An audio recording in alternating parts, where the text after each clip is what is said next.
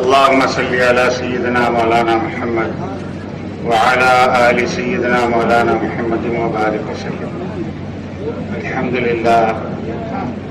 لله نحمده ونستعينه ونستغفره ونؤمن به ونتوكل عليه ونعوذ بالله من شرور أنفسنا ومن سيئات أعمالنا. من يهده الله فلا مضل له ومن يضلله فلا هادي له. ونشهد أن لا إله إلا الله وحده لا شريك له.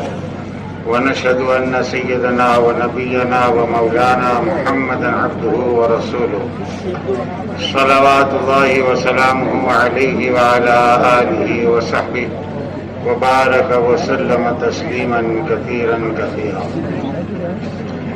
أما بعد فأعوذ بالله من الشيطان الرجيم. بسم الله الرحمن الرحيم. فمن كان يرجو لقاء ربه فليعمل عملا صالحا ولا يشرك بعبادة ربه أحدا. میرے بھائیوں، بزرگوں اور دوستوں، اللہ جل جلالہ رحمت والوں نے ہم کو جو دین دیا ہے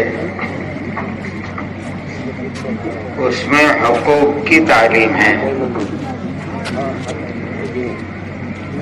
پورا دین جو ہے حق کی تعلیم ہے کہ جی کس کا کیا حق ہے، اس کو پورا کرنا یہ انصاف بھی ہے، احسان بھی ہے. اور اس کو پورا نہ کرنا یہ حق تلفی بھی ہے اور ظلم ہے. اور شرک کے بعد اللہ کے نزدیک سب سے بڑا گناہ جو ہے وہ ظلم ہے. اس لیے علماء نے لکھا ہے کہ حضرت نوح علیہ السلام کی قوم پر جو عذاب آیا ان کے شرک کی وجہ سے. ایک چیز ان میں تھی، وہ بہت زیادہ تھی. شرک قوم عاد میں بھی تھا، لیکن شرک سے زیادہ ان میں ظلم تھا. ظالم تھی قوم، تو ان کے ظلم پر اللہ نے ان کو ہلاک کیا. اور ظلم کہتے ہیں کسی کے حق تلفی کو. اس لیے ہمارا دین جو ہے نا وہ پورا کا پورا حقوق کی تعلیم ہے کہ جی کس کا کیا حق ہے، اس کو جانا جائے اور ادا کیا جائے. کیوں؟ اس لیے کہ اللہ تبارک و تعالیٰ نے بہت تھوڑے دنوں کے لیے اس دنیا میں بھیجا ہے. ہر انسان کا ایک وقت مقرر ہے موت کا. جو وقت جس انسان کا مقرر ہے اس وقت پر وہ مرے گا، چاہے شہر کا رہنے والا ہو چاہے دیہات کا رہنے والا ہو، چاہے پڑھا لکھا ہو چاہے بے پڑھا لکھا ہو، مولوی صاحب ہو، قاری صاحب ہو، مفتی صاحب ہو، غوث ہو، قطب ہو، ابدال ہو، صحابی ہو، سب مریں گے. مرنا اللہ نے سب کے لیے رکھا ہے. اس لیے صاحب قرآن پاک میں فرمایا کل نفس ذائقۃ الموت، کہ ہر نفس کو موت کا مزہ چکھنا ہے. جسے اللہ نے پیدا کیا ہے وہ مرے گا.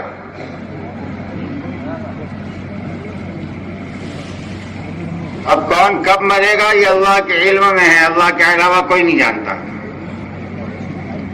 یہاں تک کہ زمین کے ساتھ ساتھ آسمانوں کی مخلوق بھی مر جائے گی. حدیث پاک میں آتا ہے کہ جب قیامت کے دن حضرت اسرائیل علیہ السلام پورے زمین والوں کی روح قبض کر دیں گے، پھر پورے آسمان والوں کی روح قبض کر دیں گے، تو اللہ کے سامنے حاضر ہوں گے. اللہ پوچھے گا اسرائیل کون بچا؟ تو کہیں گے اللہ آپ ہیں، میں ہوں، یہ جبرائیل ہے، میکائیل ہے، اور یہ آپ کے عرش کے اٹھانے والے 8 فرشتے ہیں. اللہ فرمائیں گے ان 8 فرشتوں کی روح قبض کر لے. تو 8 فرشتوں کی روح قبض کر دیں گے، مر گئے. کون بچا؟ کہ اللہ آپ ہیں، میں ہوں، جبرائیل ہے. اللہ فرمائیں گے جبرائیل کی روح قبض کر. تو تعجب سے پوچھیں گے اللہ جبرائیل مرے گا؟ تو اللہ کہیں گے ہاں جبرائیل بھی مرے گا، اسے بھی ہم نے پیدا کیا ہے.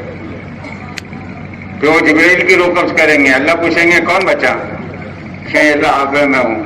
کہیں تجھے بھی تو ہم نے پیدا کیا ہے، تو بھی تو ایک نفس ہے، مرنا تجھے بھی ہے. حدیث پاک میں آتا ہے اللہ اپنی قدرت سے حضرت اسرائیل کی روح قبض کریں گے. تو آج تک سب کی روح قبض کرتے رہے نا، تو کیا ہوتا ہے پتہ نہیں. روح قبض ہوتے وقت جب حضرت اسرائیل کی روح نکلے گی تو ان کو جو چیز محسوس ہوگی، حضور پاک صلی اللہ علیہ وسلم کا ارشاد ہے اس پر یہ چیخ ماریں گے، اتنی زور سے چیخیں گے اگر اللہ زمین کے انسانوں کو باقی رکھے تو ان کی چیخ سے سب مر جائیں گے، سب مر گئے. اس پر پھر اللہ پوچھیں گے لمن الملک، بتلاؤ کون باقی ہے، ملک کس کا ہے، کون ہے؟ پھر خود ہی فرمائیں گے للہ الواحد القہار، کہ جی اکیلا اللہ ہے، اس کے علاوہ کوئی نہیں. کل من علیہا فان ویبقى وجہ ربک ذو الجلال والاکرام. ساری مخلوق کا فنا ہونا ہے، اس لیے طے ہے کہ ہر کوئی مرے گا. اب مرنے کے بعد انسانوں کے درمیان دو ہی چیزیں ہیں، یا تو جنت ہے یا جہنم ہے، تیسری کوئی جگہ نہیں ہے. اور اصل زندگی مرنے کے بعد کی ہی ہے. جیسے اصل زندگی مرنے کے بعد کی ہے، ایسے اصل حالات بھی مرنے کے بعد کی ہیں. دنیا کی زندگی اصل نہیں ہے، ہمیشہ کی نہیں ہے. یہاں کے حالات بھی اصل نہیں ہیں، ہمیشہ کے نہیں ہیں. وہاں کی زندگی اصل ہے. کیسی؟ کہ جی اب کھڑا کر دیا گیا، کبھی موت نہیں آئے گی. موت کو ختم کر. حدیث پاک میں آتا ہے جنتیوں کو آواز دیں گے آ جاؤ جنت کے دروازوں پر، جہنمیوں کو آواز دیں گے آ جاؤ جہنم کے دروازوں پر. تو یہ خوش ہوں گے کہ ہو سکتا ہے ہم کو جہنم سے نکال رہے ہیں. وہ مایوس ہوں گے، ڈریں گے کہ جنت کے دروازے پر بلا رہے کہ جنت سے نکال تو نہیں دیں گے. جب یہ دونوں دروازوں پر آ جائیں گے تو حضور پاک صلی اللہ علیہ وسلم کا ارشاد ہے مینڈھے کی شکل میں ان دونوں کے سامنے موت کو ذبح کیا جائے گا، اور پھر اعلان کیا جائے گا کہ دیکھو موت کو موت آ گئی، موت ختم ہو گئی. اب کسی کو کبھی موت نہیں آئے گی. جو جہاں ہے ہمیشہ وہیں رہے گا، اب کبھی موت نہیں. کروڑوں اربوں کھربوں برس کی زندگی گزر جائے گی، کسی کو موت نہیں آئے گی. تو اصل زندگی تو آخرت کی ہے. دنیا کی زندگی اس کے مقابلے میں کتنی؟ عام طریقے سے تو 60-70 برس کی. حضرت پاک صلی اللہ علیہ وسلم خود فرما رہے ہماری امتی کہ جی میری امت کی عمر کتنی ہے؟ بین 70 و 60، 60 اور 70 کے درمیان. کوئی جیا 80، کوئی جیا 90، کوئی جیا 100. اگر 100 برس بھی جیا تو آخرت کے مقابلے میں کتنی ہے یہ؟ علماء فرماتے ہیں آخرت کی زندگی ساری زمین کا پانی جمع کر لو گے تو جتنا پانی جمع ہوگا یہ آخرت کی زندگی ہے. اس میں ایک انگلی ڈبو کر نکالو گے تو تمہارے پورے میں جتنا انگلی کے پورے پر جتنا پانی لگا ہے یہ دنیا کی زندگی ہے آخرت کے مقابلے میں. اصل زندگی وہاں کی ہے، وہاں کے حالات اصل ہے. اگر جنت ہے تو ہمیشہ ہمیشہ کی نعمتیں، اور اگر جہنم ہے تو ہمیشہ ہمیشہ کی مصیبتیں. نعمتیں ایسی جس کا کوئی بدل نہیں، مصیبتیں ایسی جس کا کوئی اندازہ نہیں لگا سکتا. ایسی کہ جہنم کا سانپ تو قبر کے سانپ سے کروڑوں گنا زیادہ زہریلا ہوگا. قبر کے سانپ کا حضور پاک صلی اللہ علیہ وسلم یہ حال فرما رہے ہیں کہ اگر یہ زمین پر ایک مرتبہ پھونک مار دے تو روئے زمین پر گھاس نہ ہوگی، اتنا زہر اس کی پھونک میں ہے. تو جہنم کے فرشتے کیسے ہو، جہنم کے سانپ کیسے ہوں گے؟ وہاں کے عزبے اور وہاں کے بچھو کیسے ہوں گے؟ فرمانے جن گرزوں سے، جن ہتھوڑوں سے جہنمیوں کو فرشتے ماریں گے وہ اتنے وزنی اور اتنے بڑے ہیں، پوری روئے زمین کے انسان مل کر ان کو اٹھانا چاہے تو نہیں اٹھا سکتے۔ اگر وہ ہتھوڑے کسی پہاڑ پر رکھ دیں تو جیسے تمہارے پاس آٹا پس جاتا ہے ایسے وہ پہاڑ اس کے وزن سے پس جائیں۔ ان ہتھوڑوں سے ماریں گے فرشتے، اور گونگے بھی ہیں، اندھے بھی ہیں۔ اللہ کا صرف ایک حکم ہوگا ان کو مارو، تو پھر اس کے بعد ان کی کیفیت یہ ہے لا یعصون اللہ ما امرهم ویفعلون ما یؤمرون، بس اور کچھ نہیں جانتے ہو کہ یہ اللہ کے نافرمانی نہیں ہے، بس اللہ نے حکم دے دیا اب یہ کرتے رہنا ہے۔ تو وہاں کا عذاب بڑا سخت، وہاں کی آگ کا یہ حال کہ وہاں کا شرارہ، جہنم کا شرارہ، چنگاری کو کہتے ہیں، اگر اللہ آسمان دنیا سے باہر کر دے تو لمحے کے اندر پوری زمین جل کر خاک ہو جائے۔ ایک شرارے میں اتنی تپش ہے۔ حضور پاک صلی اللہ علیہ وسلم کا ارشاد ہے جہنم کا پانی اتنا گرم ہے، اگر ایک ڈول کتنا ہوتا ہے بھائی؟ چھوٹا ہوتا ہے نا، بچیاں کھینچ لیتی ہیں۔ ہمارے جہنم کے پانی کا ایک ڈول اگر اللہ مشرق میں اتار دے تو اس میں اتنی تپش اور اتنی گرمی ہے کہ مغرب کی تمام چیزیں ابل جائیں۔ کتنا فاصلہ ہے مشرق اور مغرب کا، لیکن اس ایک ڈول پانی میں اتنی آگ اور اتنی تپش ہے کہ مغرب کی ساری چیزوں کو جلا کر خاک کر دے۔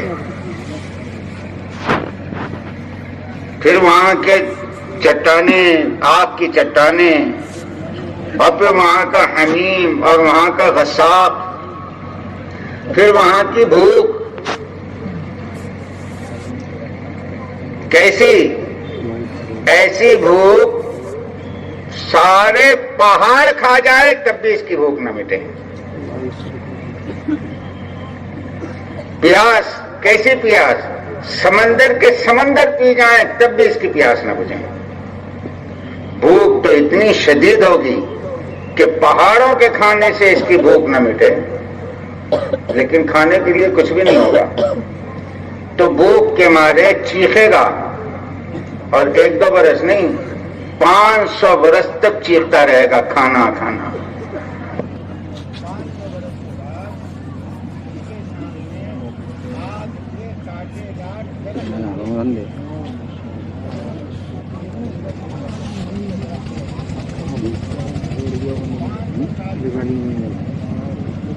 اس کے بعد کانٹے دار، اور وہ بھی کانٹے دار کس کے کانٹے؟ آگ کے کانٹے، آگ کا درخت وہ پیش کیا جائے گا۔ تو جب آدمی کو بھوک لگی ہوئی رہتی ہے، ابھی تو ایک بالش کا بھی نہیں ہے پیٹ، جہنمی کا پیٹ کتنا ہوگا، پھر اس کی بھوک کا اندازہ لگاؤ۔ آپ کے پیٹ کے مقابلے میں آپ کا داڑھ کتنا ہے؟ بولو نا بھائی، پیٹ کے مقابلے میں داڑھ کتنا ہے؟ پیٹ اتنا بڑا اور داڑھ اتنا سا۔ جب داڑھ اور پیٹ میں اس زمانے میں ہمارا یہ فرق ہے، حدیث پاک میں آتا ہے کہ ایک ایک جہنمی کو اللہ اتنا بڑا جسم دیں گے کہ اس کا ایک داڑھ احد پہاڑ کے برابر ہوگا۔ تو جس کا داڑھ احد پہاڑ کے برابر ہو، اس کا جسم کتنا بڑا ہوگا، پھر اس کا پیٹ کتنا بڑا، پھر اس میں جو بھوک، تو وہ بھوک کی شدت برداشت نہیں کر سکے گا، آگ کے درخت کھا جائے گا۔ تو وہ تو کانٹے دار درخت ہے نا، وہ اٹک جائیں گے حلق میں، سینے میں، پیٹ میں اٹک۔ تو دنیا میں نظام تھا کہ جی کوئی چیز اٹک جائے تو بھائی پانی لاؤ، حلق میں لقمہ اٹک گیا، پانی مانگے گا۔ حدیث پاک میں آتا ہے 500 برس تک پانی پانی چیختا رہے گا، کوئی اسے پانی دینے والا نہیں ہوگا۔ 500 برس کے بعد اس کے سامنے پیش کیا جائے گا حمیم کا پانی۔ صحابہ نے پوچھا حضور حمیم کسے کہتے ہیں؟ آپ نے فرمایا گرمی کی اور آگ کی انتہا کا نام حمیم ہے۔ آگ کی انتہا. فرمائے وہ پانی پیے گا کیونکہ پیاس لگی ہے، پیے گا تو بعد میں جب اس پانی کے پینے کے لیے وہ پانی کو لے گا تو ابھی پانی پیٹ تک ہی آئے گا، تو اس کی گرمی سے نیچے کا ہونٹ سکڑ کر نیچے آ جائے گا، اوپر کا ہونٹ سکڑ کر اوپر چلا جائے گا. لیکن شدت کی وجہ سے وہ پانی پیے گا. جب پانی پیے گا تو اس کے اندر کا جتنا سامان ہے پیشاب اور پیخانے کے راستے سے کٹ کٹ کر باہر نکل جائے گا، اور یہ سزا اربوں کھربوں سال تک چلتی رہے گی. اس لیے ایک مقام جو ہے آخرت میں جہنم ہے، ایک مقام اللہ نے آخرت میں جنت رکھا ہے جس میں نعمتیں ہیں. وہاں پر بھی ہمیشہ ہمیشہ کی زندگی ہے جو کبھی ختم نہیں ہوگی. صدیاں نہیں کروڑوں اربوں سال بیت جائیں گے، جنت کی زندگی ختم نہیں ہوگی. زندگی ختم نہیں ہوگی اور زندگی کے ساتھ جوانی ختم نہیں ہوگی، جوانی کے ساتھ خوبصورتی ختم نہیں ہوگی، خوبصورتی کے ساتھ قوت ختم نہیں ہوگی. کہ جی وقت کے ساتھ ساتھ جوانی ختم ہو جاتی ہے نا. حدیث پاک میں آتا ہے میلاد عیسیٰ، جنتیوں کی عمر حضرت عیسیٰ کی ہوگی 33 برس، سارے جنتی ایک عمر کے. اب کروڑوں سال گزر جائیں گے، یہ 34.5 کے نہیں ہوں گے، 34 کے نہیں ہوں گے، کتنے کے رہیں گے؟ 33 کے. کہ جی ان پر کوئی زیادتی نہیں ہوگی. اور خوبصورت، کیسے خوبصورت کہ 14ویں رات کا چاند ان کے سامنے فیل ہو جائیں. جنتیوں حضور پاک صلی اللہ علیہ وسلم کا ارشاد ہے کالا، ایک دم کالے قسم کا آدمی اگر اللہ کے دین پر مر گیا، اللہ اس کو جنت میں وہ خوبصورتی دیں گے 500 سال کی مسافت کی دوری پر ہوگا اور اس کے چہرے کا نور چمک رہا ہوگا. کتنے سال کی؟ 500 سال کی مسافت کی دوری پر ہوگا اور اس کے چہرے کا نور چمکے گا. حسن یوسف جس کو کہتے ہیں، حضرت یوسف والا حسن دیں گے اللہ، حسین.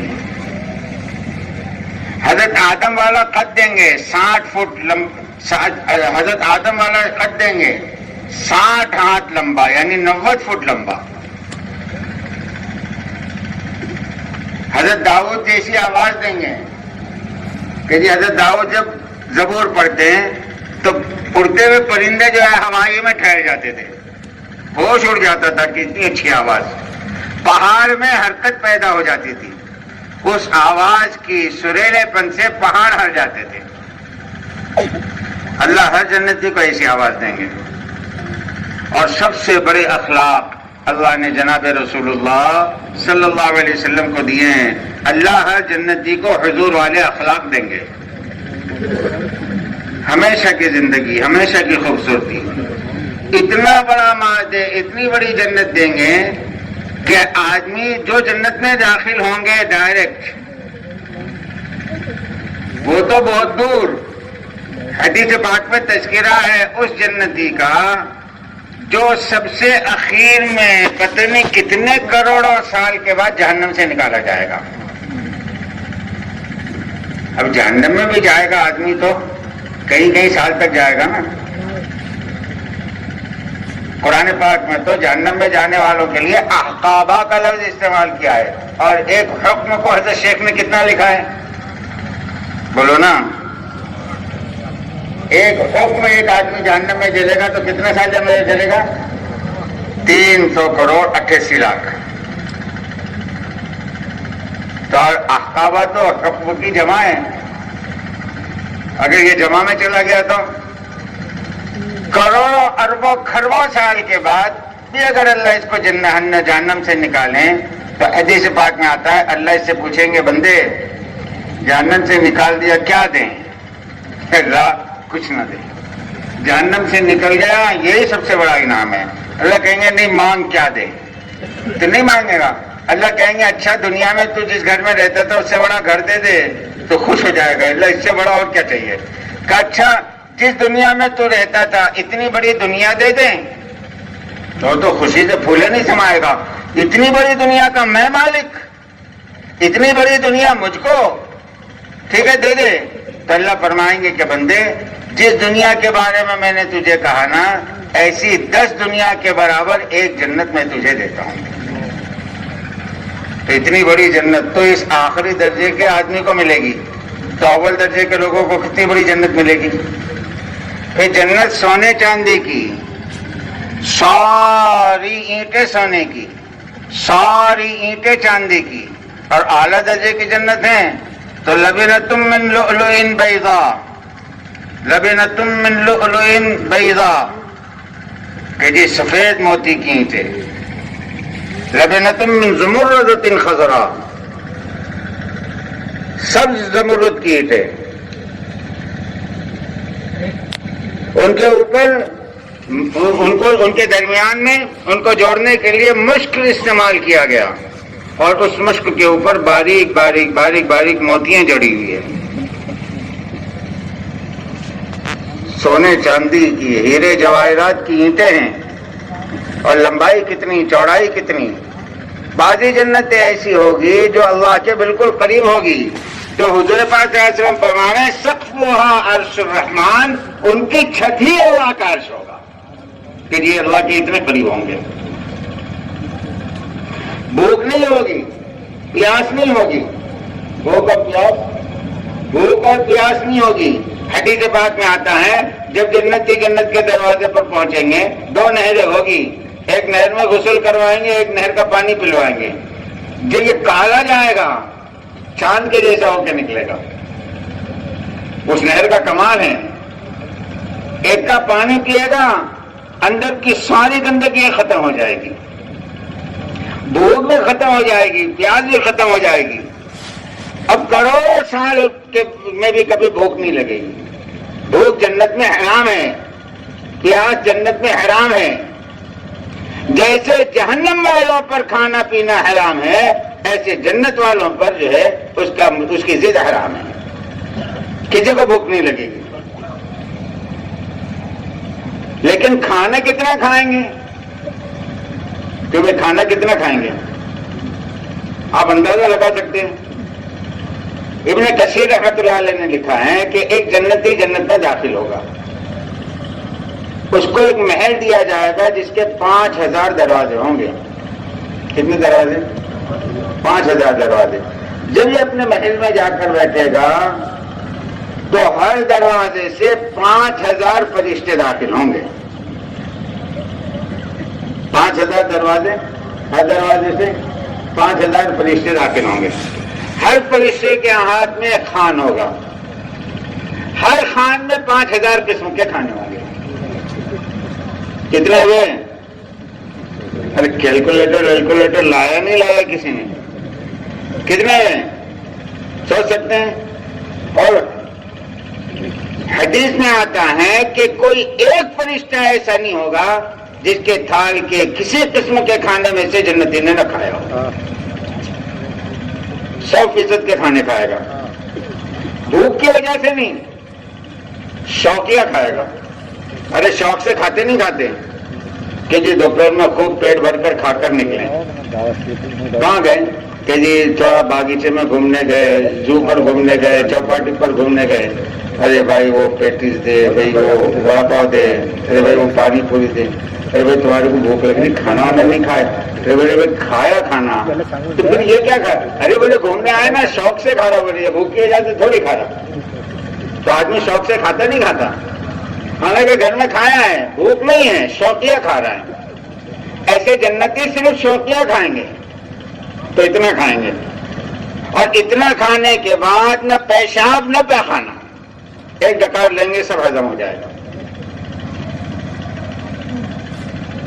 ایسی زندگی دیں گے اللہ ہمیشہ کی, خوبصورتی بھی دیں گے. پھر نہریں دیں گے, دودھ کی نہر, پانی کی نہر, شرابن طہورہ کی نہر.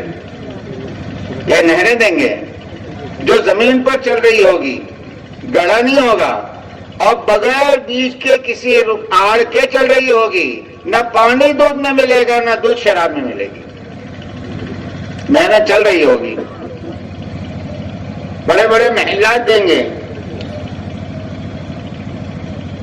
مشک کی تو چٹانیں ہوگی، بڑے بڑے پہاڑ ہوں گے، جنت کی گھاس زعفران کی ہوگی، جنت کی گھاس زعفران کی ہوگی، پھر اللہ اس کو لباس دیں گے۔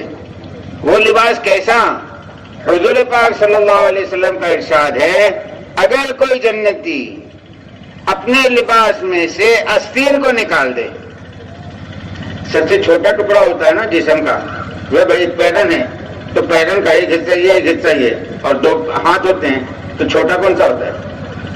آستین، سب سے چھوٹا۔ حضور فرما رہے اپنا آستین اگر آسمان دنیا سے باہر پھینک دے، ساری زمین کے خزانے بیچ کر بھی وہ آستین کی قیمت ادا نہیں ہو سکتی۔ اور جیسے وہ آسمان دنیا سے باہر آئے گا، تمہارے سورج کی روشنی پھیکی پڑ جائے گی، اس میں اتنا نور ہے، اور اس کے آسمان دنیا سے اترتے ہی سارا عالم معطر ہو جائے گا۔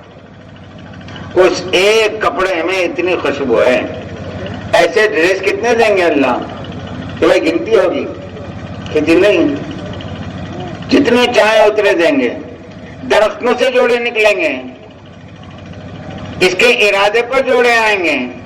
ہاں، پھر اللہ زندگی گزارنے کے لیے جیسے کھانے پینے دیں گے، بڑے بڑے محلات دیں گے، ایسے خوبصورت بیویاں دیں گے۔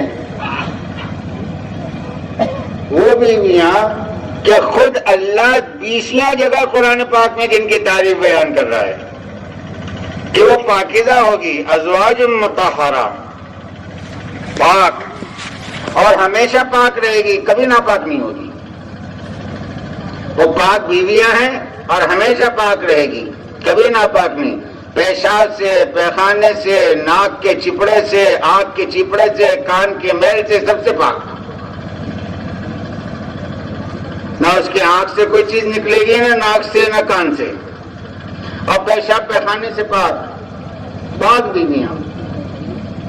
عرباً ابکارا، اور کیسی؟ کنواری بیویاں کہ ان کی بکارت جو ہے، ان کا کنوارپن کروڑوں اربوں سال بیت جائیں گے تب بھی ان کا کنوارپن ختم نہیں ہوگا۔ آپ سوچو گے یار یہ بیویاں ملے گی، کنوارپن ختم نہیں ہوگا تو ہم کیا خالی ان کو دیکھتے رہیں گے؟ نہیں، لوگ اس سے لذت حاصل کریں گے۔ حدیث پاک میں آتا ہے کہ جب جنتی پہلی مرتبہ اپنی بیوی سے ملے گا، تو بے شمار بیوی ہیں، پہلی مرتبہ جب اپنی بیوی سے ملے گا 40 سال تک اس کے ساتھ مشغول رہے گا۔ کتنے سال؟ 40 سال۔ جب یہ 40 سال کے بعد اپنی بیوی سے دور ہوگا تو وہ پہلے کی طرح باقی رہے گا۔ جب یہ دوسری طرف رخ کرے گا تو وہاں دیکھے گا اور اس سے پوچھے گا تو کون؟ تو قرآن پاک کی جتنی آیتیں ہیں، ابھی دیکھو بھائی گنوا تو سکتا ہوں سب آیتوں کے ساتھ، لیکن مسئلہ یہ ہے کہ اسی میں بات ختم ہو جائے گی۔ دوسری آیت وہ اب ایک آیت پیش کرے گی کہ میں ہوں ازواج مطہرہ، جیسے اللہ نے کہا، تو وہ اس کے ساتھ 40 سال تک مشغول رہے گا۔ جب اس سے فارغ ہو کر ہٹے گا تو ایک اور خوبصورت بیوی نظر آئے گی، اس کو پوچھے گا آپ کون؟ تو کہے گی عرباً ابکارا۔ اس سے 40 سال کے بعد ہٹے گا تو کہ ہم کون ہیں؟ تو کہے گی اللہ نے قرآن پاک میں کہا نا کہ موتیوں کے جیسی بیویاں دیں گے، تو میں موتیوں کے جیسی ہوں۔ یہاں تک کہ سینکڑوں ہزاروں سال گزر جائیں گے، یہ بیویوں کے ساتھ جو ہے مشغول ہی رہے گا، اور کوئی بیوی اس کی جو ہے کنوارے پن کو ظاہر نہیں کرے گی، ہمیشہ کنواری رہے گی۔ کتنی خوبصورت بیویاں، اتنی خوبصورت بیویاں کہ اگر وہ تھوک دے زمین پر، اگر وہ زمین پر تھوک دیں تو سارے سمندر کا پانی شہد سے زیادہ میٹھا ہو جائے۔ اگر وہ اپنی انگلی نکال دے نا باہر، روایت میں آتا ہے اگر جنت کی عورت اپنی انگلی باہر کر دے آسمان دنیا سے تو تمہارا چاند اور سورج اس کے سامنے ایسے پھیکے پڑ جائیں جیسے سورج کے نکلنے پر ستارے پھیکے پڑتے ہیں۔ اس کی انگلی میں اتنا نور ہے اس کی تھوک میں اتنی خوشبو ہے اور اتنا میٹھا پن ہے اور خوبصورت اتنی کہ جب تم اس کے سامنے کھڑے رہو گے تو اس کے سینے میں پیچھے کے باغات آپ کو نظر آئیں گے. ایسی بیویاں اللہ دیں گے کم سے کم آخری درجے میں 72 بیویاں. کتنی؟ 72. اب اعلیٰ درجے والوں کو جس کو ہزاروں لاکھوں ملے گی وہ بات الگ ہے. اور سب سے بڑی بات معلوم، سب سے بڑی بات، جنت میں اللہ تبارک و تعالیٰ اپنا دیدار دیں گے. میدان میں سب جنتیوں کو جمع کریں گے اور حدیث پاک میں آتا ہے اللہ اپنے اور بندوں کے درمیان کے سارے پردے ہٹا دیں گے کہ بندوں میں ہوں تمہارا رب، میں ہوں تمہارا رب. اور اللہ سلام کریں گے. لوگ ابھی دنیا میں لوگوں کے سلام کے لیے مر رہے ہیں کہ جو لوگ مجھے سلام کریں. مجھے حدیث پاک میں آتا ہے جب پردے ہٹ جائیں گے تو اللہ کہیں گے السلام علیکم یا عباد. تو بندے کہیں گے اللہم انت السلام ومنک السلام. اللہ آپ سلام ہیں، ساری سلامتیاں آپ کی طرف سے. تو اللہ کا دیدار کریں گے. غالباً غنیت الطالبین میں حضرت شیخ عبد القادر جیلانی رحمۃ اللہ علیہ نے لکھا ہے کہ پہلا دیدار اللہ تبارک و تعالیٰ کا جب بندہ کریں گے 8 کروڑ برس تک کریں گے. کتنے کروڑ برس؟ 8 کروڑ. کیسے اللہ کے چہرے کو دیکھنے سے کوئی چیز کا دل بھرے گا؟ کیوں میں بھرتا؟ یہاں کی عورت کے چہرے تبدیل ہو جاتے ہیں. جوانی میں کچھ رہتی، بڑھاپے میں کچھ رہتی، تب بھی دیکھنے سے دل بھرتا کیا؟ ارے بابا بڈھا ہو گیا کہاں بھاگ رہا؟ تو بولے گھر کو بھاگ رہا. ارے کہاں کو بڑی ہوئی کی یاد آ رہی؟ ارے بڑی کی ابھی دیکھنے کے لائق بھی نہیں رہی تو بھی یاد آ رہی، بھاگ رہا بڑی ہوئی کی. اللہ کو چھوڑ سکتا ہے آدمی؟ اللہ پردے گرائیں گے، وہاں سے ہورے چلائے گی کہ اللہ ہمارا کیا، یہ تو جب تک آپ کو دیکھتے رہیں گے، آنے والے نہیں تو ہم تو گئے. تو حدیث میں آتا ہے کہ پردہ گروا دیا جائے گا اور کہا جائے گا کہ اب جنتوں کی نعمتوں سے نفع حاصل کرو. اور پھر اللہ اس وقت اعلان کریں گے کہ بندوں میں تم سے راضی ہو گیا، اب کبھی ناراض نہیں ہوں گا. اس لیے میرے بھائیوں آخرت کی زندگی اصل ہے اور یہ 2 ہی مقام ہیں، یا تو جنت ہے یا جہنم ہے. اور حضور پاک صلی اللہ علیہ وسلم نے اس کی اتنی ترغیب دی ہے، اتنی تعلیم دی ہے، اتنا جہنم سے ڈرایا ہے، اتنا جنت کا شوق دلایا ہے کہ خود بذات خود اپنے ذات سے کہ آپ کا جہنم سے کیا لینا دینا؟ آپ کے لیے تو جنت بنائی گئی ہے. اس کے باوجود امت کی تعلیم کے لیے صبح شام 3 مرتبہ کہہ رہے ہیں اللہم، 7 مرتبہ کہہ رہے ہیں اللہم اجرنی من النار، اللہم اجرنی من النار. اللہ بچا لے جہنم سے، اللہ بچا لے جہنم سے. صبح شام 3 مرتبہ کہہ رہے ہیں اللہم انی اسألک الجنہ واعوذ بک من النار. اللہ جنت کا سوال کرتا ہوں، داخل کر دے جنت میں، اور تیری پناہ لیتا ہوں جہنم کے، بچا لے مجھ کو جہنم سے. کیونکہ اصل ہے نا وہاں کا ناکام سب سے بڑا ناکام اور وہاں کا کامیاب سب سے بڑا کامیاب. جسے اللہ قیامت کے دن جہنم سے بچا لیں فمن زحزح عن النار وادخل الجنة فقد فاز. جسے جہنم سے بچا کر جنت میں داخل کر دیا وہ کامیاب. اب جنت و جہنم کے فیصلے ہے کس پر؟ حقوق کی تعلیم پر. اچھی طرح ذہن میں رکھ لیں کہ جہنم حق تلفی پر ہے اور جنت حقوق کی ادائیگی پر ہے. اس لیے ہمارا دین جو ہے نا وہ پورا حقوق کی تعلیم کا ہے. حق ہے اس میں اور کچھ بھی نہیں. یہ حق ہے اور اس میں حقوق کی تعلیم ہے. اس لیے پوری دنیا میں حقوق کی تعلیم کہیں نہیں ہے. حق ہو تو حقوق کی تعلیم ہوگی نا، کہیں نہیں ہے حقوق کی تعلیم. چیزوں کی تعلیم ملے گی، لکڑوں کی، پتھروں کی، لوہے کی، کانچ کے ٹکڑوں کی، اناج کی، کپڑوں کی، یہاں تک کہ چاند کی مٹی کی کیفیت ملے گی، ساری چیزیں ملے گی، لیکن حقوق کی تعلیم نہیں ملے گی.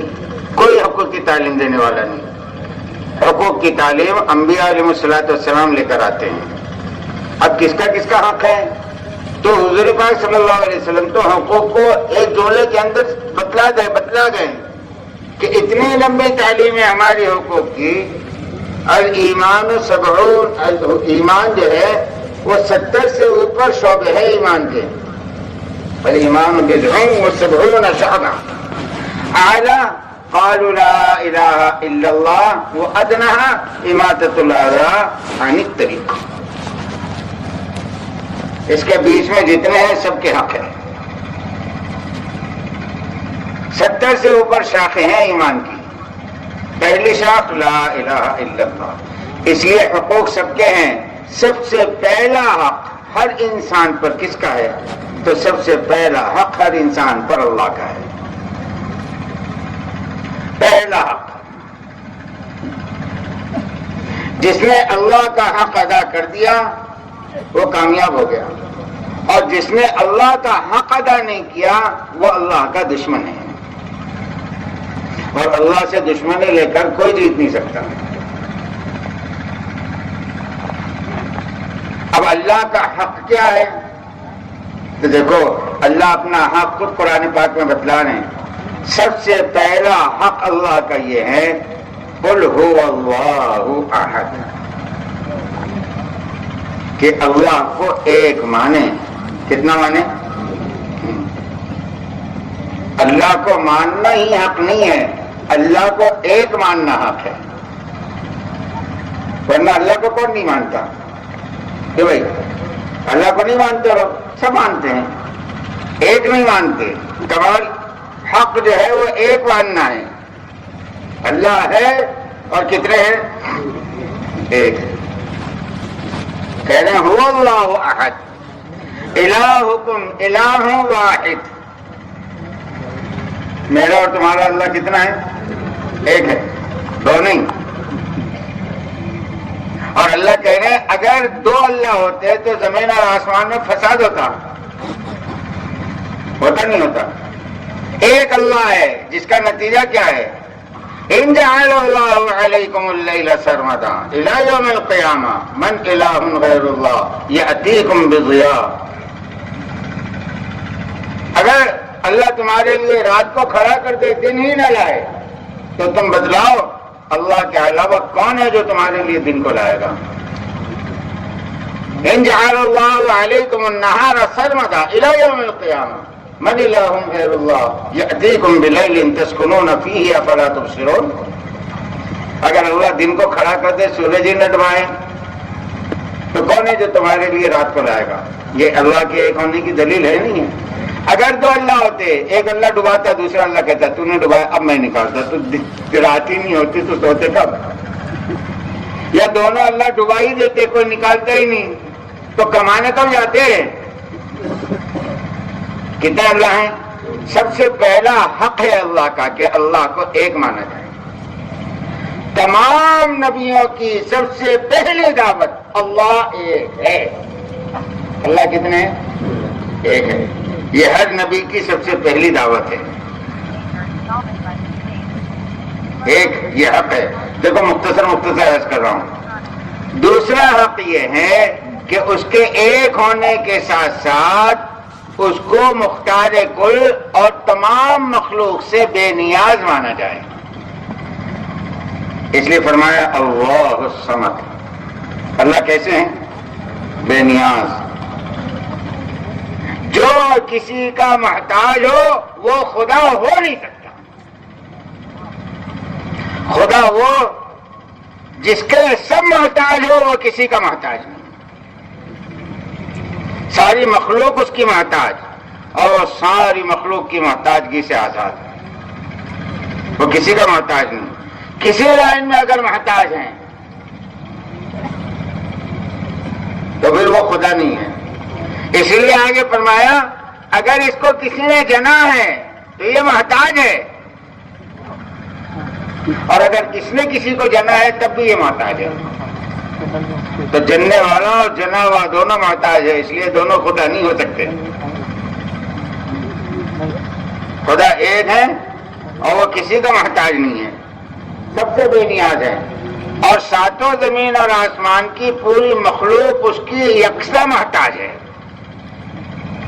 ایسا نہیں ہے کہ کوئی کم محتاج ہے کوئی زیادہ محتاج ہے، نہیں، سب یکساں محتاج ہے اللہ کے. چیونٹی اپنی حیات میں، پیدا ہونے میں، اپنی بقا میں، اپنے پلنے میں جتنی اللہ کی محتاج ہیں، جبرائیل پیدا ہونے میں، اپنی بقا میں، اپنے پلنے میں اتنا ہی اللہ کا محتاج ہے. ایسے نہیں ہے کہ وہ بہت بڑا جسم ہے اس لیے وہ اللہ کے محتاج کم ہے، نہیں.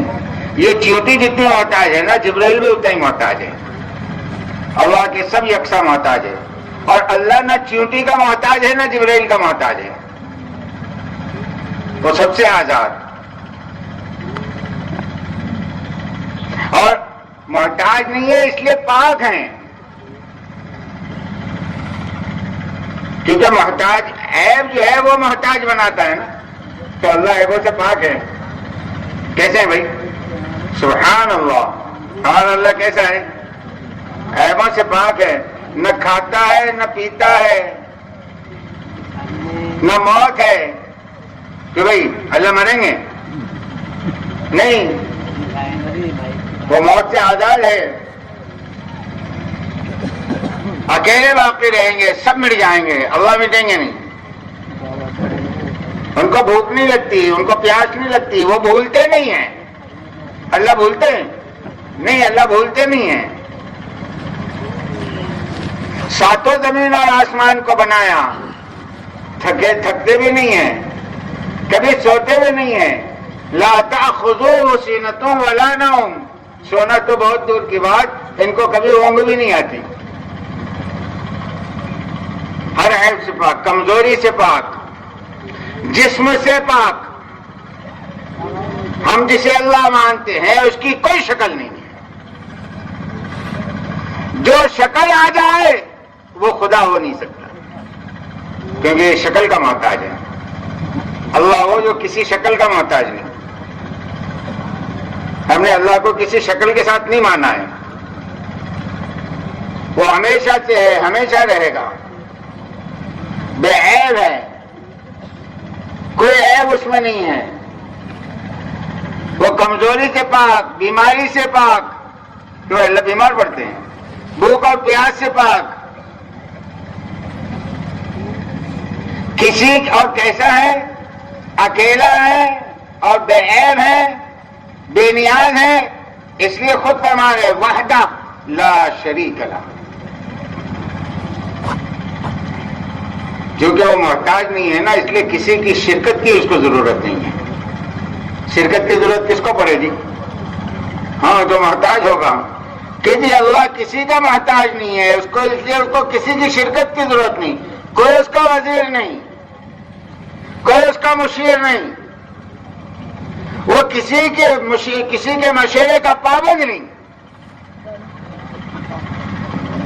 وہ کسی کی کسی چیز کا محتاج نہیں. پوری مخلوق اس کی محتاج ہے اور تنہا ہے، اکیلا ہے. اب دو چیزیں رہتی ہے اللہ کی اس کے بعد. دیکھو اور بہت ساری چیزیں ہیں وہ عرض نہیں کرتا.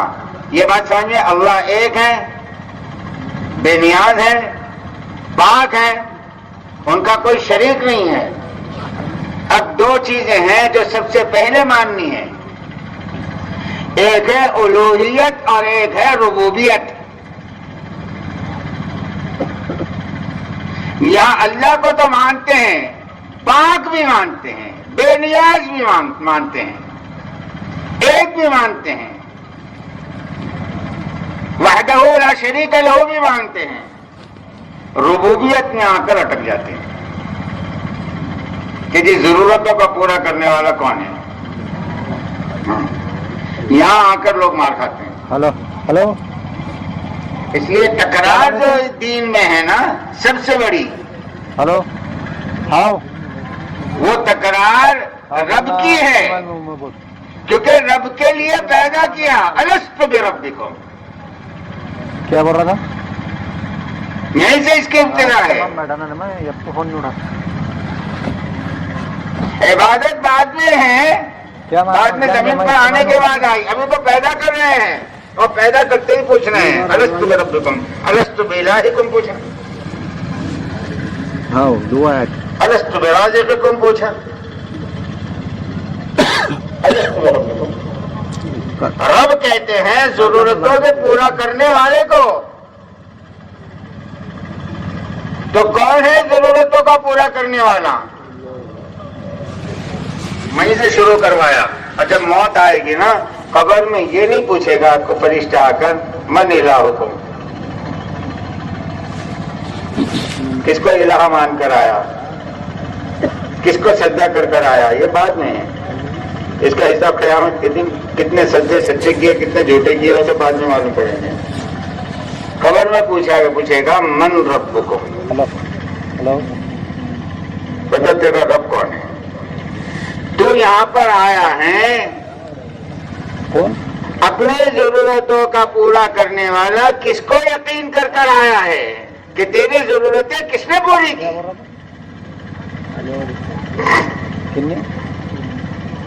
اس لیے اس کی تکرار رکھی ہے. ہاتھ باندھتے ہی کہہ رہے ہیں الحمدللہ رب العالمین، کہ جی تعریف کرو کس کی؟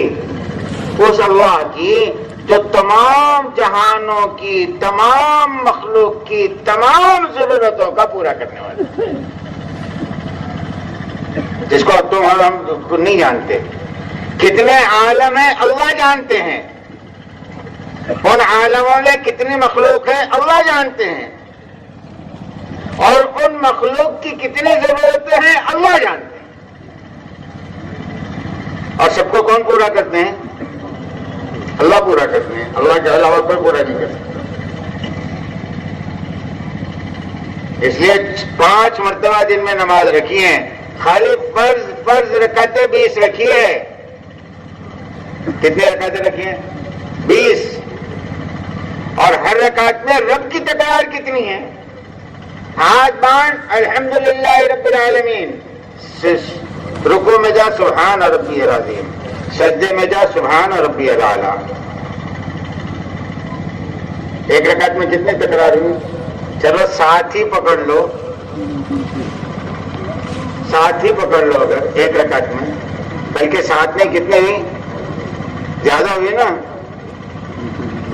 10 ہوئی. ایک رکعت میں 10 تو 20 رکعت میں کتنی ہوئی؟ بولو نا بھائی. 200 مرتبہ. اگر صرف فرض پوچھو، ہاں سنت و نفل کو نہیں بول رہا ہوں، خالی فرض، تو 200 مرتبہ اس کی زبان سے کہلوا رہے ہیں کہ بندے اپنی زبان سے کہہ رہے ہوا ہے.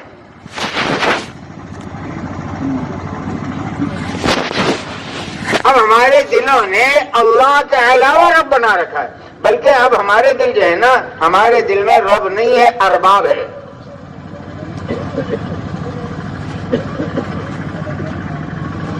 ہمارا دل تو رب سے کب کا خالی ہو چکا ہے، ارباب سے بھرا ہوا ہے. کہ جی مال سے پلنے کا یقین، مال والوں سے پلنے کا یقین، عہدوں سے پلنے کا یقین، عہدے والے سے پلنے کا یقین، ڈگری سے پلنے کا یقین، ڈگری والے سے پلنے کا یقین، ہتھیار سے حفاظت پلنے کا یقین، ہتھیار والے سے حفاظت کی اور پلنے کا یقین. اپنی ضرورت ہے تو سب دوسرے سے، دواؤں سے ضرورت کے پورا ہونے کا یقین، اناج سے ضرورت کے پورا ہونے کا یقین، پانی سے پیاس کے پورا ہونے کا یقین. ہم سنت ادا کرتے ہیں، سنت پر غور نہیں کرتے. اس کے یہ معنی نہیں کہ یہ رب اللہ ہے تو آپ سب چھوڑ دو. رب سب چھوڑنے کے لیے نہیں ہے. سب چھوڑ دو گے تو رب بھی چھوڑ جائے گا. اچھی طرح سمجھ لو، اللہ نے دنیا کو دار الاسباب بنایا ہے اور ربوبیت ان اسباب کے ساتھ جڑی ہوئی ہے. جب سب چھوڑ دو گے تو رب کس کو مانو گے؟ کیوں مولانا؟ جب سب چھوڑ دو گے تو رب کس کو مانو گے؟ کہ جی سب ہیں اور ان کو رب نہ مان کر اللہ کو رب ماننا، یہ رب ماننا ہے کہ یہ رب نہیں ہے، اللہ رب ہے۔ اس لیے اسباب رکھے ہیں، اور اسباب کا صحیح استعمال بھی حکم ہے کہ ہم نے اس دنیا کو دارالاسباب بنایا ہے۔ جو چیز جس کے لیے ہم نے بنائی ہے اس کے لیے وہ چیز استعمال کرو۔ کیوں؟ کہ جی اسی استعمال کے راستے سے ہم تمہاری آزمائش کر رہے ہیں کہ تم نے وہ چیز آزما تو لی، اب تمہارے دل پر اللہ کی نگاہ ہے کہ اس چیز کے آزمانے کے بعد اس کا اثر جو آیا ہے اس کی نسبت تم نے اللہ کی طرف کی یا اس کی طرف کی۔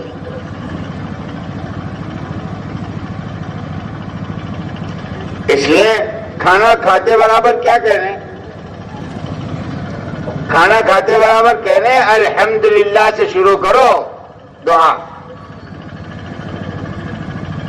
کیوں؟ کہ فوراً دل کو اس طرح متوجہ کرو کہ اس کھانے سے ہماری ضرورت پوری نہیں ہوئی، اللہ نے ہماری بھوک کی ضرورت پوری کی۔ پانی سے ہماری ضرورت پوری نہیں ہوئی، اللہ نے ہماری پیاس کی ضرورت پوری کی۔ دوا سے ہماری ضرورت پوری نہیں ہوئی، اللہ کے پورا کرنے سے پوری ہوئی۔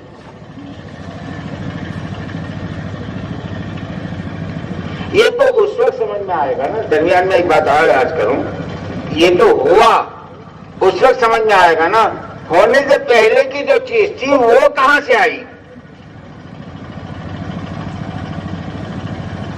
بھائی بیماری کہاں سے آنے کا یقین ہے؟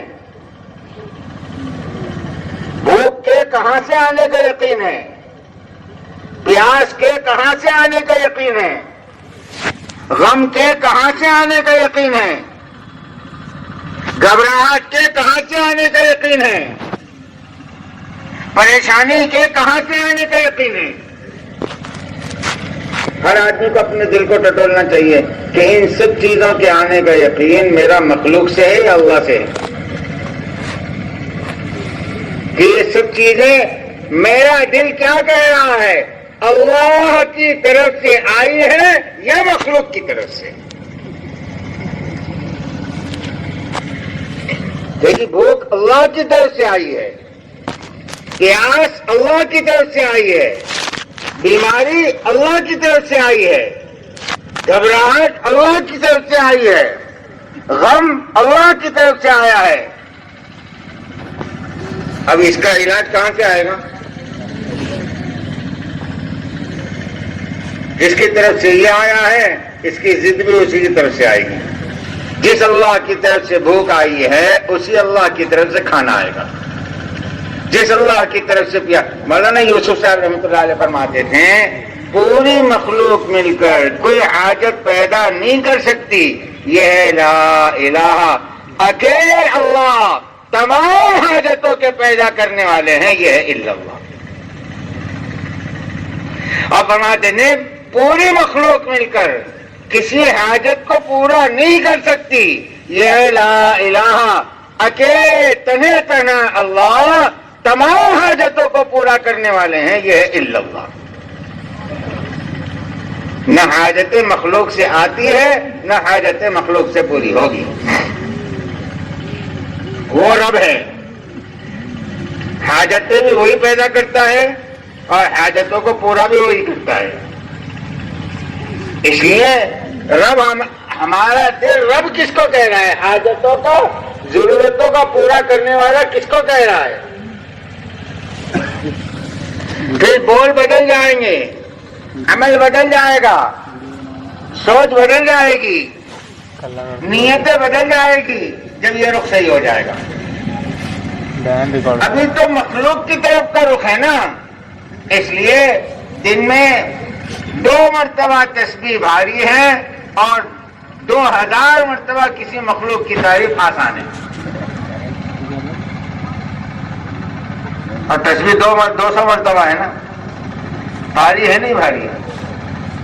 کسی ترغیب دے رہے ہیں کتنے اہتمام کے ساتھ 2 مرتبہ تسبیح پڑھنے والے، اور کروڑوں کی تعداد ہے اہتمام کے ساتھ صبح 8 بجے سے لے کر شام کو 8 بجے تک یا 5 بجے تک 8 گھنٹے تک چیزوں کو بولتے رہتے ہیں. کتنی مرتبہ بولتے ہوں گے؟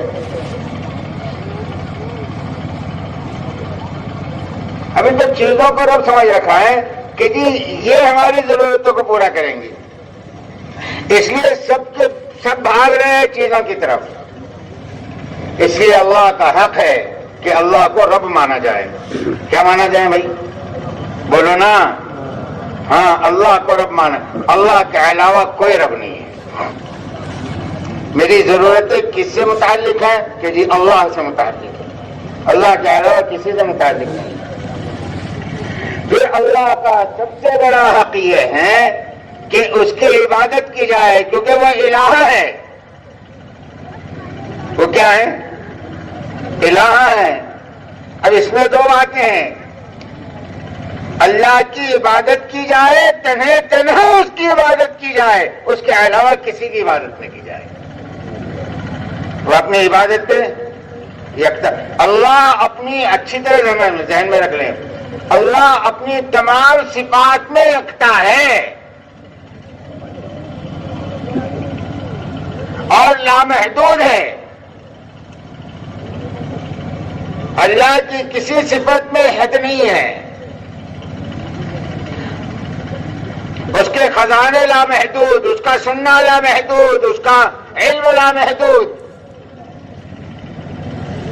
اس کی تمام چیزیں لامحدود ہیں.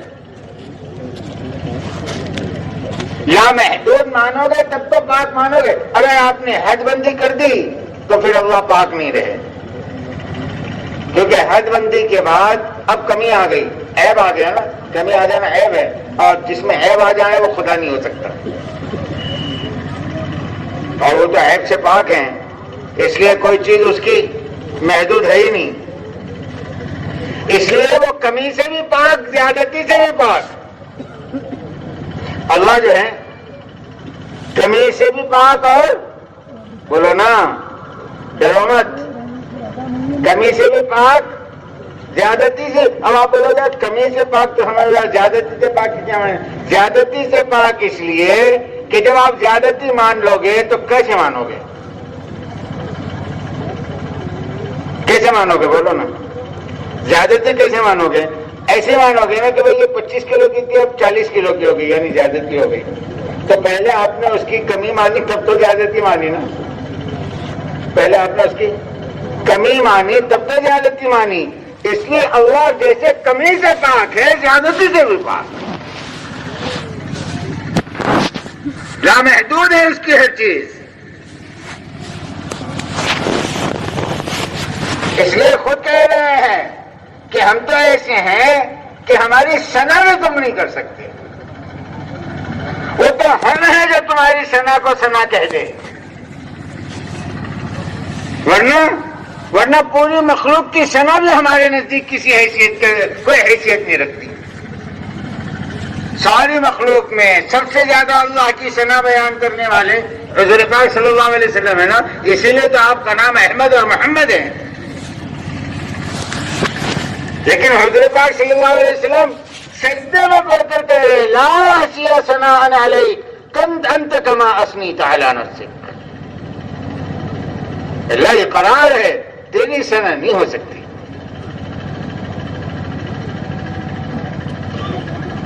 قیامت کے دن جبرائیل تمام فرشتوں کے ساتھ، حضور پاک صلی اللہ علیہ وسلم تمام انبیاء کے ساتھ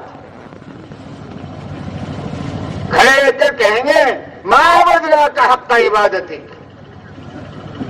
اللہ ہم تیری عبادت کا حق ادا نہیں کر سکے. کیوں؟ ما عرفنا کا حق کا معرفت ہے. کہ ہم تب تجھے پہچان ہی نہیں سکے.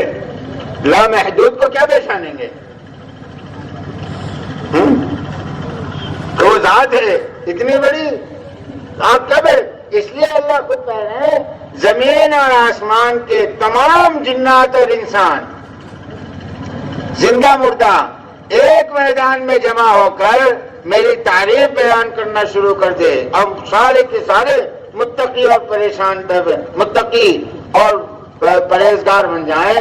اللہ فرمانے میری شان میں رائی کے دانے کے برابر اضافہ نہیں ہوگا. میں تو تمہاری سب کی تعریفوں سے بھی بہت بڑا ہوں، ورا الورا ہوں، اور اگر تم سب کے جب فاجر ہو جاؤ فرعون کی طرح تو میرے شان میں رائی کے دانے کے برابر نقصان بھی نہیں ہوگا کہ جی کمی زیادتی سے پاک ہیں، اس لیے عبادت کے وہی لائق ہے، اس کے علاوہ کوئی عبادت کے لائق نہیں۔ تمام نبیوں کی ایک دعوت، اللہ کی عبادت کرو، اللہ کے علاوہ کسی کی عبادت نہ کرو، کیونکہ وہ اس کے علاوہ کوئی عبادت کے لائق ہی نہیں ہے۔ یہ حق ہے اللہ کا کہ اس کو ایک مانا جائے، اس کو بے نیاز مانا جائے، تمام عیبوں سے پاک مانا جائے، اور اس کو تمام ضرورتوں کا پورا کرنے والا مانا جائے، اور اسی کی عبادت کی جائے، اس کے علاوہ کسی کی عبادت نہ کی جائے۔ ورنہ اگر اس کے ساتھ اوروں کی عبادت ہے تو پھر وہ اپنے آپ کو ہٹا دے گا، وہ کسی کی شرکت پسند نہیں کرتا۔ ورنہ لوگ تو تیار ہیں نا کہ جی جیسے سب کی عبادت کرتے ہیں ایسے اس کی بھی عبادت کریں گے، کہ جی نہیں، لا اعبد ما تعبدون ولا انتم عابدون ما اعبد ولا انا عابد ما عبدتم۔ کسی نبی کی آواز ہے، کسی نہیں۔ عبادت، ہماری عبادت بھی مخصوص ہے، کیسی کہ ایسی ہوگی جو سوائے ہمارے اللہ کی کسی اور کے لیے ہرگز نہیں ہوگی۔ پیشانی جھکے گی صرف اللہ کے سامنے، ناک رگڑی جائے گی صرف اللہ کے سامنے، ہاتھ پھیلائے جائیں گے صرف اللہ کے سامنے، مدد کے لیے پکارا جائے گا صرف اللہ کو، کسی اور کو پکاریں گے غیر اللہ کو؟ حضور فرما رہے تیرے ٹکڑے ٹکڑے کر دیے جائیں، تجھے کھولتے ہوئے پانی میں پھینک دیا جائے، جلتی ہوئی آگ میں ڈال دیا جائے، اللہ کے ساتھ کسی کو شریک نہ کرنا۔ وہ یہ چیز پسند نہیں، اس لیے ہر گناہ کو اللہ معاف کریں گے، اللہ کے ساتھ کسی نے شرک کیا اس کو معاف نہیں کریں گے۔ ان اللہ لا یغفر ان یشرک بہ ویغفر ما دون ذلک لمن یشاء۔ ہر گناہ معاف، شرک معاف نہیں ہے۔ اس لیے عبادت کریں گے صرف اللہ کی، مانگیں گے صرف اللہ سے۔ حضور سکھا رہے ہیں کہ ہاتھ کس کے سامنے پھیلاؤ گے، مدد کس سے مانگو گے، کس کو پکارو گے؟ اذا سألت فاسأل اللہ واذا استعنت فاستعن باللہ۔ جب بھی پکارنا ہو کس کو پکارو؟ سوال کرنا ہو اللہ سے کرو، اللہ کے غیر سے سوال نہیں کرو۔ مدد مانگنی ہو اللہ سے مانگو، اللہ کے غیر سے نہ مانگو۔ دیکھو نبی کو مدد کی ضرورت ہے، نبی کو پکارنا ہے تو نبی بھی اللہ ہی کو پکار رہا ہے۔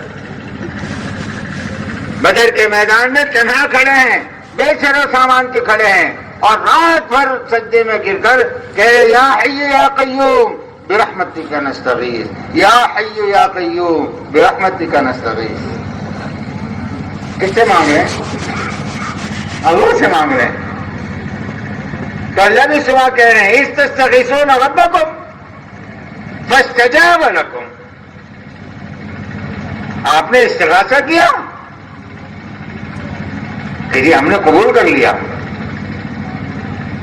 تو حضور کہہ رہے ہیں جب تم اللہ کے علاوہ کسی کو پکارو گے تو اللہ کی نگاہ میں گر جاؤ گے، اور جب سب سے ہٹ کر، سب سے دل ہٹا کر، سب سے یقین ہٹا کر خالص اللہ کو پکارو گے تو پھر حضور پاک صلی اللہ علیہ وسلم فرمانے کہہ دو 3 مرتبہ یا ارحم الراحمین، یا ارحم الراحمین، یا ارحم الراحمین۔ اللہ کہتے ہیں مانگ میرے بندے، اب جو مانگے گا دوں گا،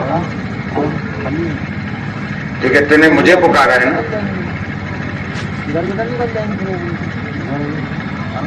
حدیث پاک میں آتا ہے جب بندہ کہتا ہے یا ربی یا ربی یا ربی اے میری ضرورتوں کے پورا کرنے والے.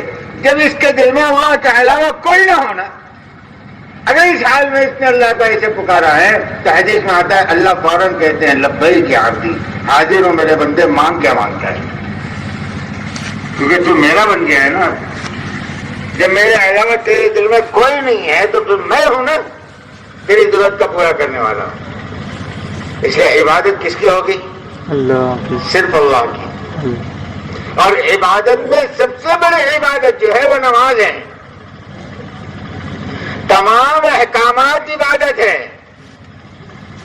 لیکن شکل و صورت کے اعتبار سے, حقیقت عبادت کے اعتبار سے اگر کوئی چیز عبادت ہے تو وہ نماز ہے. کیونکہ دوسری عبادتیں حکم کی وجہ سے تو عبادت ہیں, لیکن اس میں شکل جو ہے نا عبادت کے علاوہ کی بھی ہے, عطا کی بھی ہے. زکوٰۃ دینے کو کہتے ہیں نا, تو دینا تو اللہ کی شان بھی ہے. روزہ بھوکا رہنے کو کہتے ہیں نا, تو یہ تو بھوکا پیاسا رہنا اللہ کی شان بھی ہے.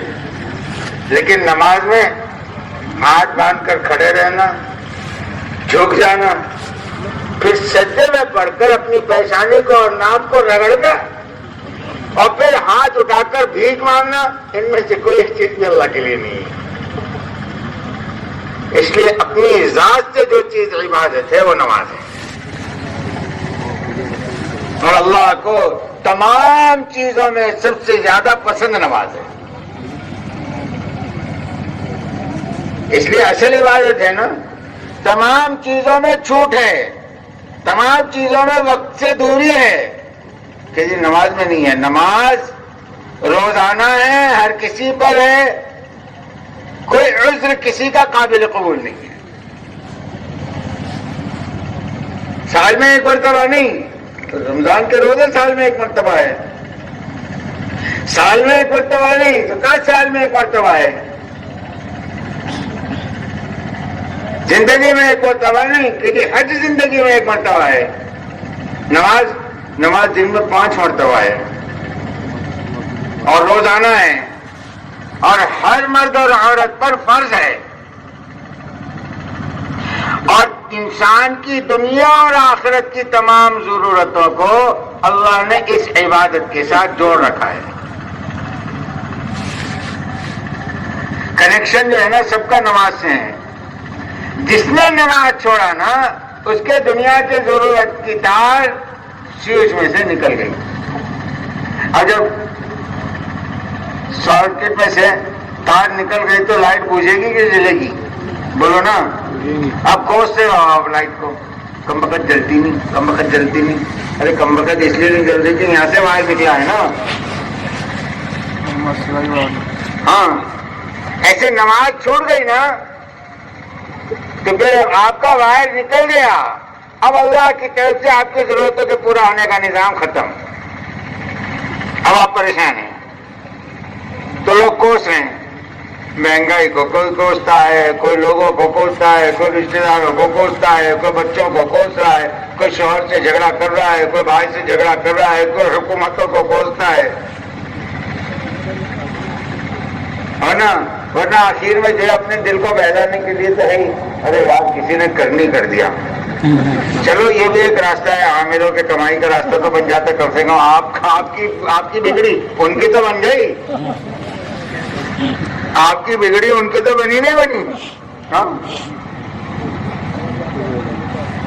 کس نے کرنی کیا, اس نے کرنی کیا.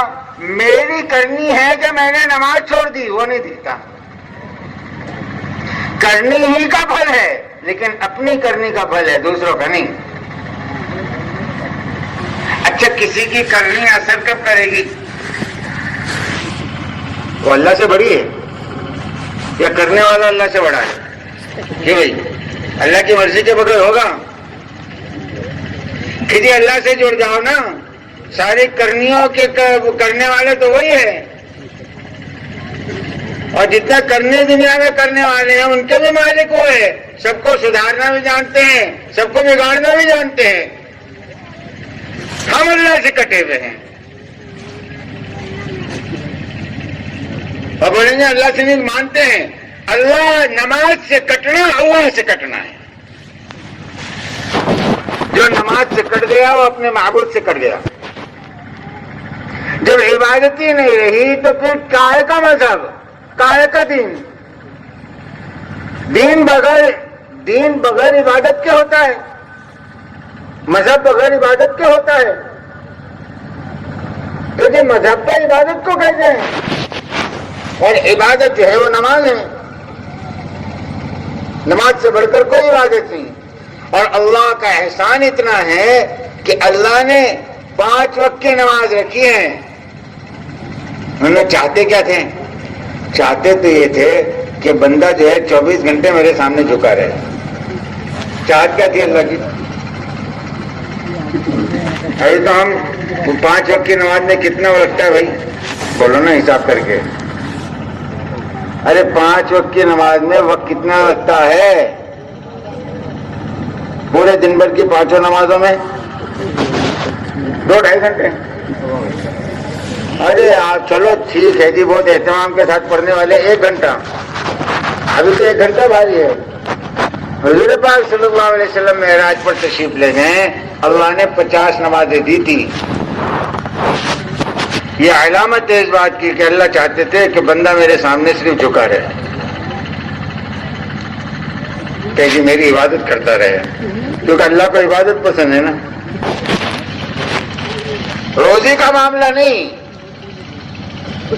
روزی کا معاملہ نہیں کہ روزی تو ہم دیں گے. وَأْمُرْ أَهْلَكَ بِالصَّلَاةِ وَاصْطَبِرْ عَلَيْهَا لَا نَسْأَلُكَ رِزْقًا نَحْنُ نَرْزُقُكَ.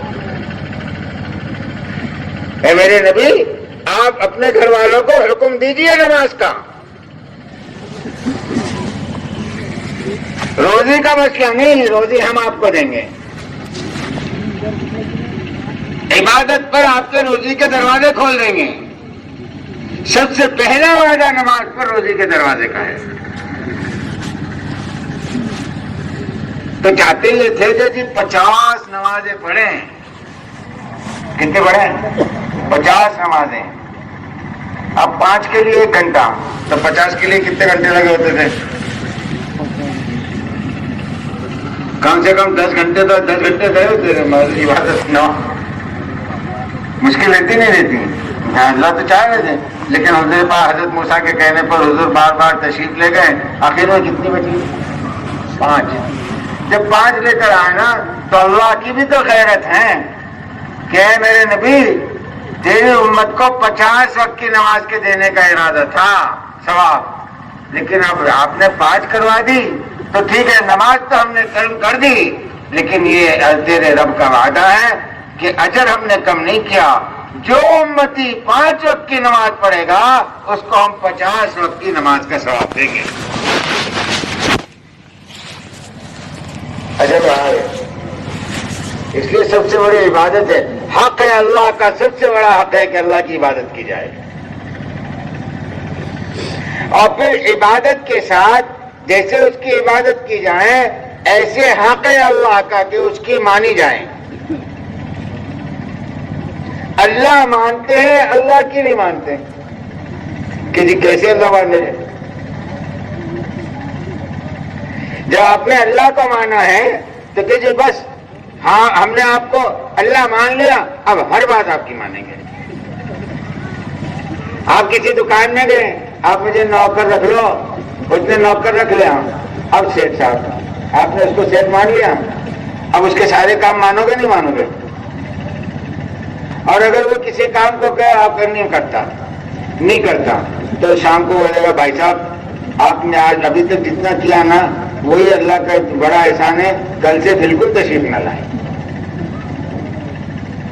کوئی رکھے گا؟ جی نہیں. جب سیٹ مانا ہے تو سیٹ کی مان. آپ میرے شوہر ہے, عورت ہے, اور شوہر کی مانی ہی نہیں, کتنے دن رکھیں گا شوہر؟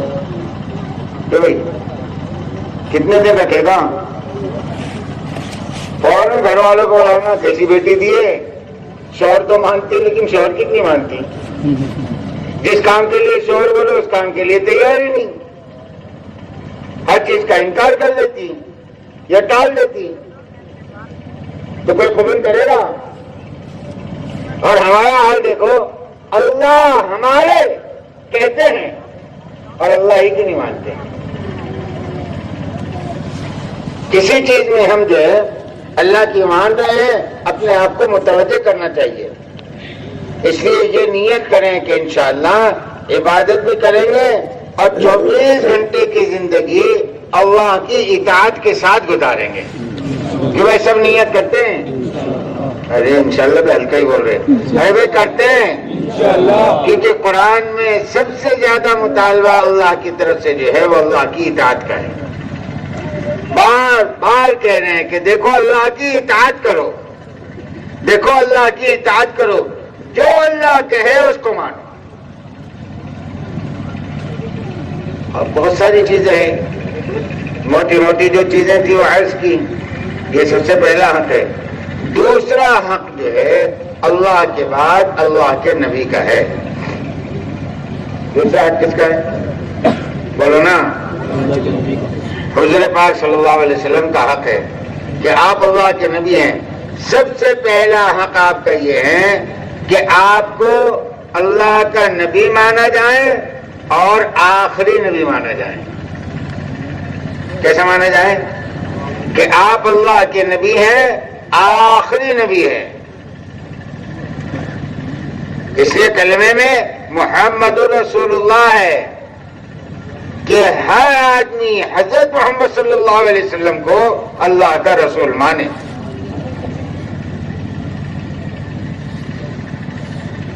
کہ یہ اللہ کے رسول ہیں۔ اور کیسے ہے؟ آخری ہے۔ آپ کے بعد قیامت تک کوئی نبی نہیں آئے گا۔ اگر کسی نے نبوت کا اعلان کیا یا نبوت کا دعویٰ کیا تو وہ جھوٹا ہے۔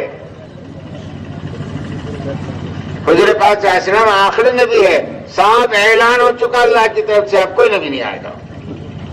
حضرت عیسیٰ قیامت سے پہلے آئیں گے تو وہ حضور پاک صلی اللہ علیہ وسلم کے امتی کے طور پر آئیں گے، اپنی نبوت کے اعتبار سے نہیں آئیں گے، اپنی شریعت لے کر نہیں آئیں گے۔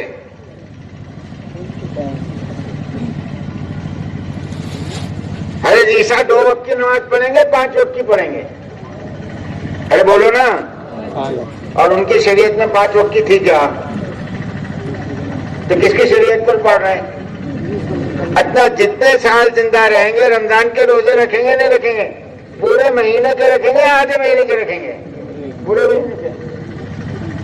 تو حضور کی شریعت کو لے کر آئیں گے اور تبلیغ کریں گے حضور کی شریعت کی۔ پورے دنیا میں قوانین لائیں گے حضور والے۔ اس لیے حضور پاک صلی اللہ علیہ وسلم آخری نبی ہے، آپ کے بعد کوئی نبی نہیں۔ اب حضور پاک صلی اللہ علیہ وسلم کا حق ہے، سب سے پہلا حق آپ صلی اللہ علیہ وسلم کا یہ ہے کہ آپ کی عظمت دل میں ہو۔ آپ کی عظمت اچھی طرح ذہن میں رکھیں۔ نبی کی عظمت کے بارے میں تھوڑی سی چیز بھی ایمان سے محرومی کا سبب بن سکتی ہے۔ اس لیے سب سے اللہ کے بعد سب سے زیادہ عظمت والی ذات کس کی ہے؟ جناب رسول اللہ صلی اللہ علیہ وسلم۔ آپ سے بڑھ کر عظمت والی ذات کسی کے نہیں۔ اس لیے چونکہ آپ سب سے زیادہ عظمت والے ہیں، اس لیے پوری کائنات میں سب سے زیادہ ادب کے لائق آپ کی ذات ہے۔ کتنا ادب کہ حضرت ابو بکر حضرت عمر حضور پاک صلی اللہ علیہ وسلم کے پاس بیٹھے ہیں، آپس میں بات کرتے کرتے کسی چیز پر دونوں کی آواز تھوڑی بلند ہو گئی، تھوڑی سی بلند، بس اتنے ہوا کہ حضرت جبرائیل آئے۔ صرف اتنا ہوا اور حضرت جبرائیل آئے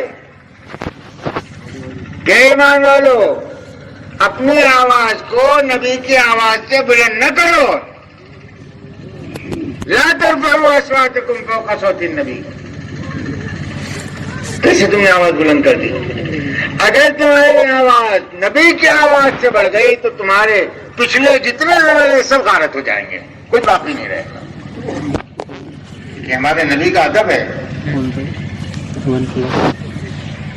کہ قابل احترام اور قابل ادب ہمارا نبی ہے. اور حضور پاک صلی اللہ علیہ وسلم کا حق یہ ہے کہ آپ کی اطاعت کی جائے,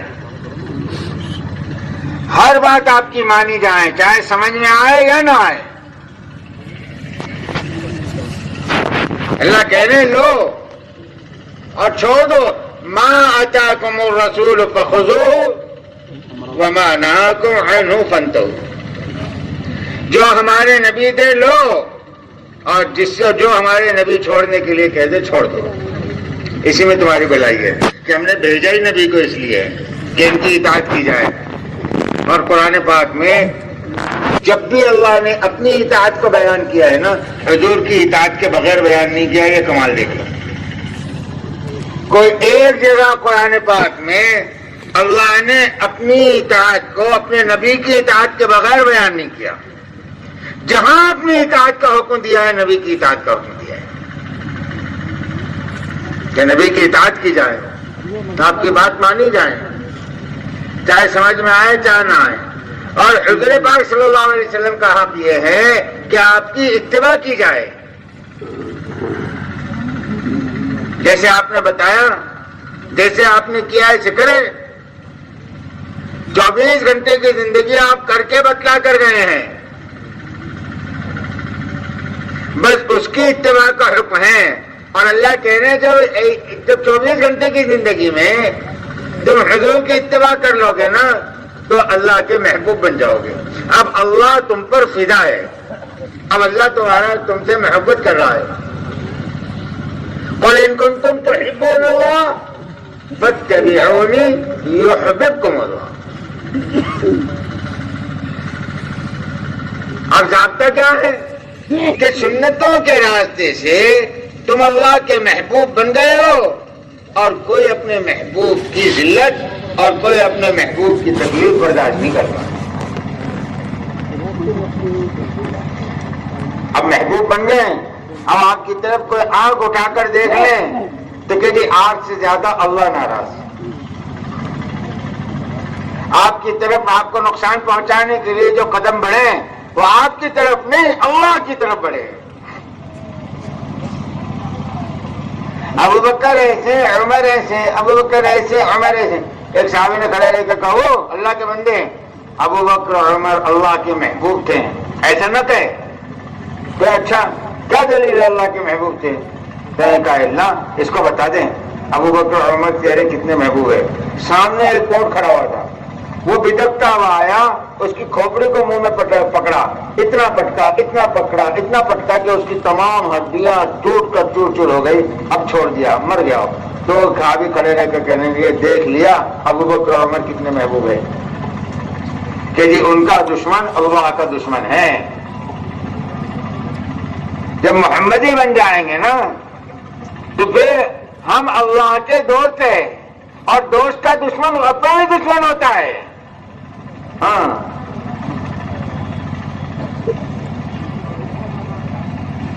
پھر اللہ کہہ رہے ہیں کہ ان کی طرف بڑھنے والے ہماری طرف بڑھنے والے ہیں, اور جو ہمارے دوستوں کے مقابلے پر آئے ہیں انہوں نے اللہ کے ساتھ اعلان جنگ کیا ہے.